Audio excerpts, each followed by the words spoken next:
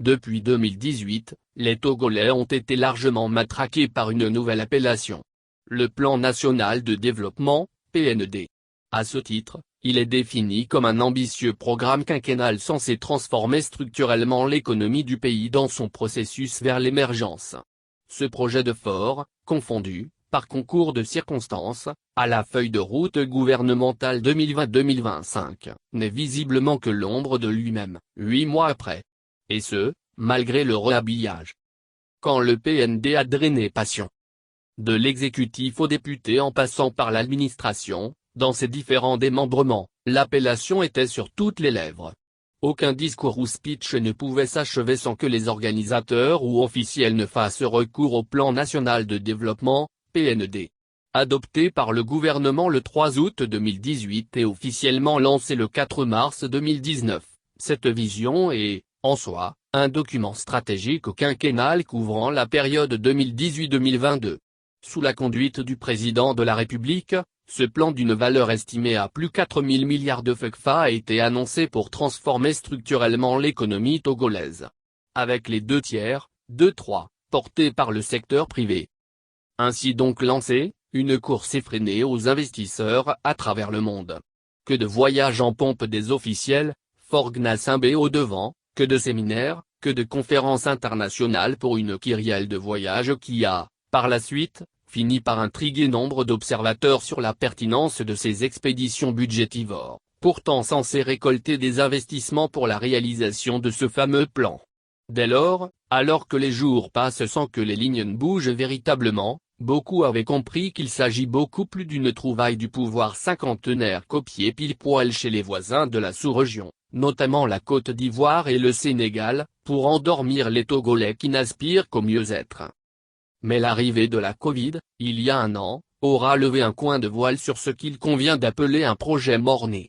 Se sentant plus que chimérique le PND, face à l'épreuve du temps et des réalités propres au Togo qui n'occultent pas l'aspect politique, avec la crise politique qui ne finit point, le gouvernement a vite fait de trouver en la crise sanitaire due à la Covid, un alibi. Ceci, en annonçant de profonds amendements de ce projet. Exi-PND, interfeuille de route gouvernementale 2020-2025. Depuis février 2020, non seulement l'on assiste à un changement de discours, mais aussi d'orientation.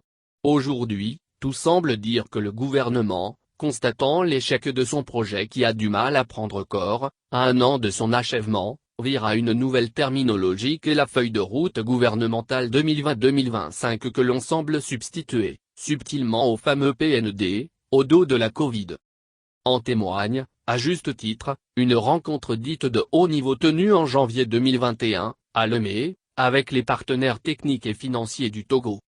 Selon le chef du gouvernement, cette feuille de route, qui porte essentiellement sur 3 axes prioritaires, tient compte du contexte actuel marqué par une crise sanitaire. Cette feuille de route fait, de manière pragmatique, un recentrage de l'action gouvernementale sur les priorités de développement à moyen terme, a expliqué le Premier ministre. Et d'ajouter qu'il s'agit de travailler sur un nombre réduit de projets intégrés à fort impact et réformes stratégiques pour mieux cibler, mesurer et rendre compte. S'agissant des 3 axes prioritaires, il s'agit d'abord, du renforcement de l'inclusion, de l'harmonie sociale et de la consolidation de la paix.